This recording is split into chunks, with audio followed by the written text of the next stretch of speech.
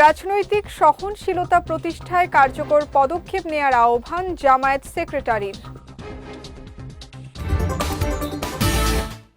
এবং মধ্যপ্রাচ্যে উত্তেজনা, শাহ আমানতে 5টি ফ্লাইট বাতিল।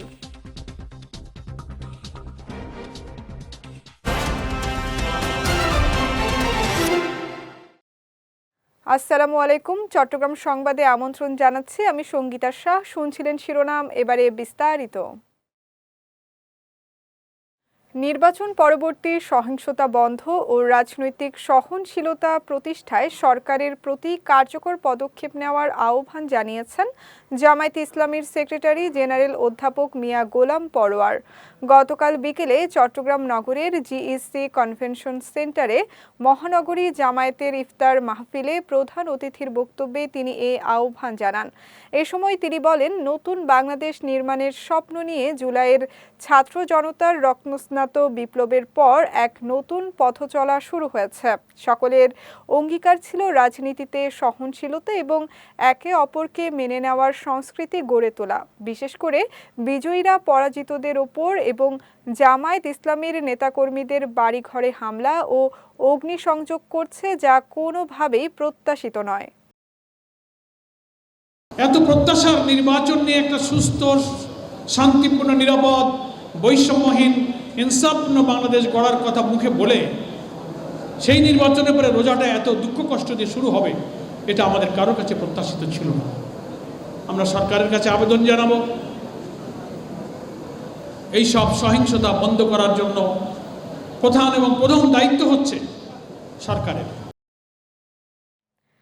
মধ্যপ্রাচ্যে ইরান, যুক্তরাষ্ট্র ও ইসরায়েলের চলমান যুদ্ধ পরিস্থিতির কারণে দুবাই, আবুধাবি ও শারজার এয়ারফিল্ড বন্ধ থাকায় শাহ আমানত বিমানবন্দর থেকে 5টি ফ্লাইট বাতিল করা হয়েছে। বিষয়টি নিশ্চিত করে বিমানবন্দরের জনসংযোগ কর্মকর্তা প্রকৌশলী মোহাম্মদ ইব্রাহিম খলিল জানান, বিমান বাংলাদেশ এয়ারলাইন্সের 2টি মধ্যপ্রাচ্যগামী ডিপারচার ফ্লাইট, ইউএস বাংলা এয়ারলাইন্সের একটি ডিপারচার ও একটি অ্যারাইভাল ফ্লাইট এবং এয়ার আরাবিয়ার একটি ডিপারচার ফ্লাইট বাতিল করা হয়েছে। তবে মাস্কাট থেকে আসা সালাম এয়ারের ফ্লাইট সকাল 8:15টায় অবতরণ করে যাত্রী নিয়ে 9:30টায় মাস্কাটের উদ্দেশ্যে ছেড়ে গেছে। বিমানবন্দর কর্তৃপক্ষ জানায়, গত 28 ফেব্রুয়ারি থেকে মধ্যপ্রাচ্যের যুদ্ধ পরিস্থিতির মধ্যে চট্টগ্রাম বিমানবন্দর থেকে মোট 25টি আন্তর্জাতিক ফ্লাইট বাতিল হয়। চট্টগ্রাম নগরীর পরিবেশ সুরক্ষা এবং পবিত্র রমজানে সাধারণ ও নিম্ন আয়ের মানুষের সহায়তায় প্লাস্টিক বর্জ্যের বিনিময়ে চাল, ডাল, তেল, চিনি ও ইফতার সামগ্রী সহ নিত্য প্রয়োজনীয় রমজানের বাজারের উদ্যোগ নেওয়া হয়েছে।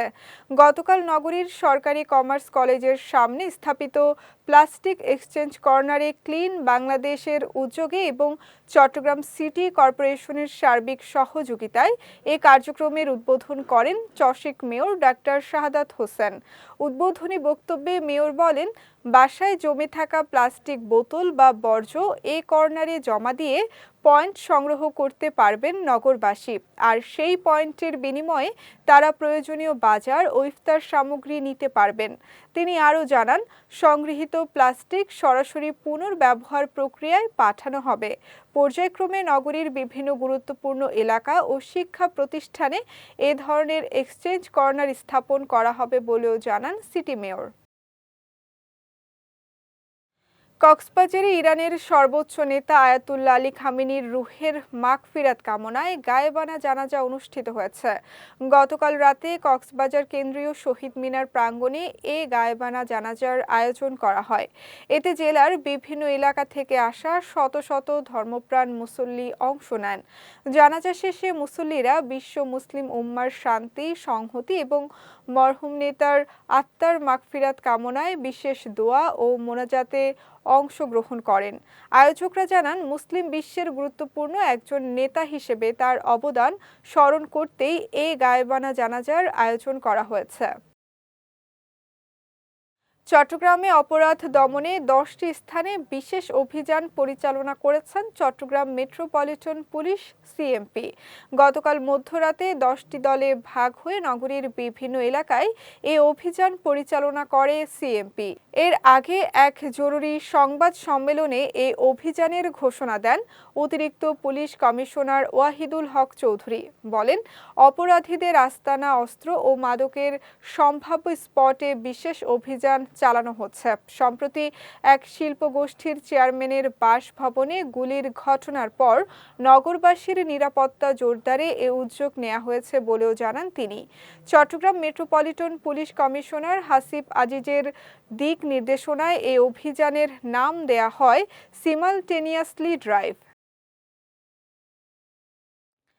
চট্টগ্রাম 10 আসনের মানুষের কল্যাণ, উন্নয়ন এবং শহরকে বাসযোগ্য ও আধুনিক নগরী হিসেবে গড়ে তুলতে সকলকে নিয়ে একযোগে কাজ করার প্রত্যয় ব্যক্ত করেছেন সংসদ সদস্য সাইদ আল নোমান।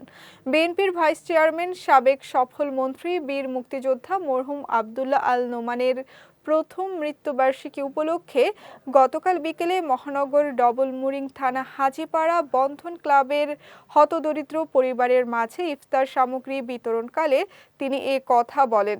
এ সময় প্রধান অতিথি হিসেবে উপস্থিত থেকে 600 হতদরিদ্র পরিবারের মাঝে ইফতার সামগ্রী বিতরণ করেন সাইদ আল নোমান। এতে আরও উপস্থিত ছিলেন বিশিষ্ট সমাজসেবক আব্দুর রাজ্জাক সর্দার, বন্ধন ক্লাবের সভাপতি জাবেদুল ইসলাম রবি, সাধারণ সম্পাদক হাসিবুল আলম ফাহিম সহ অনেকে। ভোগ নয়, ত্যাগের মহিমায় নিজেদের জীবন পরিচালনা করাই হোক অঙ্গীকার, এমন মন্তব্য করেছেন চসিক mayor doctor Shahadat Hossain.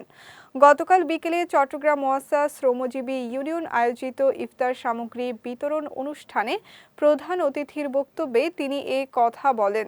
Mayor বলেন, রমজান কেবল আত্মসংযমের মাস নয়, এটি সহমর্মিতা ও মানবিকতার চর্চারও মাস। সমাজের সুবিধাবঞ্চিত ও শ্রমজীবী মানুষের পাশে দাঁড়ানোর মধ্য দিয়েই রমজানের প্রকৃত তাৎপর্য প্রতিফলিত হয়। চট্টগ্রাম ওয়াসা শ্রমজীবী ইউনিয়নের সভাপতি নুরুল ইসলামের সভাপতিত্বে ও সংগঠনের সাধারণ সম্পাদক মোহাম্মদ নওশাদের সঞ্চালনায় অনুষ্ঠানে বিশেষ অতিথি ছিলেন চট্টগ্রাম নগর বিএনপির সাবেক সাধারণ সম্পাদক আবুল হাশেম বক্কর। এ সময় অসহায়, দুস্থ ও শ্রমজীবী পরিবারের সদস্যদের মাঝে ইফতার সামগ্রী বিতরণ করা হয়। গণ অভ্যুত্থানে শহীদ ফারুকের পরিবারের মাঝে প্রধানমন্ত্রী ও বিএনপির চেয়ারম্যান তারেক রহমানের পক্ষ থেকে উপহার পৌঁছে দিলেন চট্টগ্রাম 10 আসনের সংসদ সদস্য সাইদ আল নোমান। গতকাল সন্ধ্যায় নগরীর লালখান বাজার শহীদ ফারুকের বাসভবনে গিয়ে তার পরিবারের সদস্যদের হাতে উপহার সামগ্রী তুলে দেন এমপি। গত বছর 24 জুলাই শহীদ ফারুকের 2 সন্তানের শিক্ষা ব্যয়ের দায়িত্ব ও আর্থিক সহযোগিতা করেছিলেন সাইদ আল নোমান। তিনি বলেন, শহীদ ফারুকের আত্মত্যাগ জাতির ইতিহাসে চিরস্মরণীয় হয়ে থাকবে। এই ত্যাগ দেশের গণতন্ত্র, ন্যায় বিচার ও মানুষের অধিকার প্রতিষ্ঠার সংগ্রামে অবিরাম প্রেরণা যোগাবে। প্রধানমন্ত্রী তারেক রহমান মানবিক বাংলাদেশের প্রতীক। চট্টগ্রাম প্রেস ক্লাবের সাবেক সদস্য ও রাউজান প্রেস ক্লাবের সাবেক সভাপতি সরওয়ার উদ্দিন আহমেদের স্মরণ সভা, পবিত্র মাহে রমজান শীর্ষক আলোচনা সভা ও ইফতার মাহফিল অনুষ্ঠিত হয়েছে। গতকাল উপজেলা সদরের একটি রেস্তোরাঁয় এর আয়োজন করা হয়।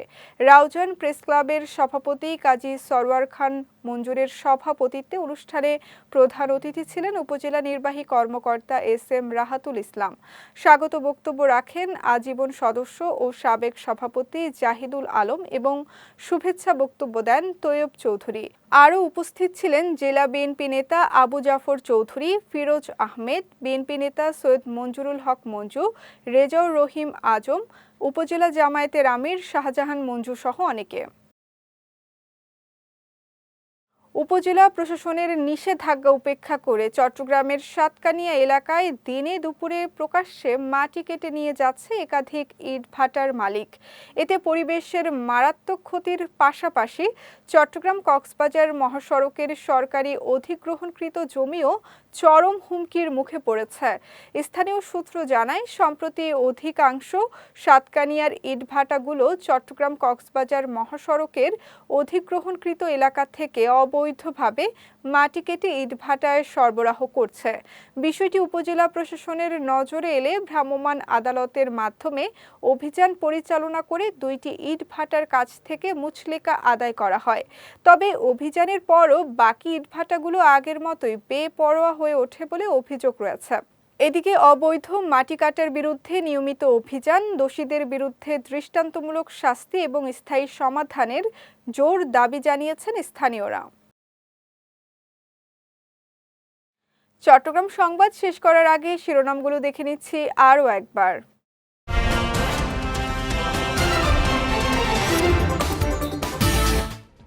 রাজনৈতিক সহনশীলতা প্রতিষ্ঠায় কার্যকর পদক্ষেপ নেয়ার আহ্বান জামায়াত সেক্রেটারির। এবং মধ্যপ্রাচ্যে উত্তেজনা, শাহ আমানতে 5টি ফ্লাইট বাতিল।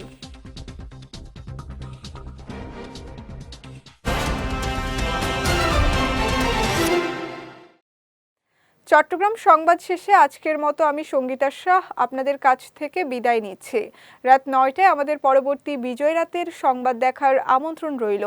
এছাড়াও আজকের চট্টগ্রাম সংবাদের ভিডিও দেখতে পারেন আমাদের ইউটিউব এবং ফেসবুক পেজে। আমাদের ইউটিউব হলো youtube.com/bijytvofficial এবং আমাদের ফেসবুক পেজ হলো facebook.com/bijytvlimited। এতক্ষণ সঙ্গে থাকার জন্য ধন্যবাদ সবাইকে।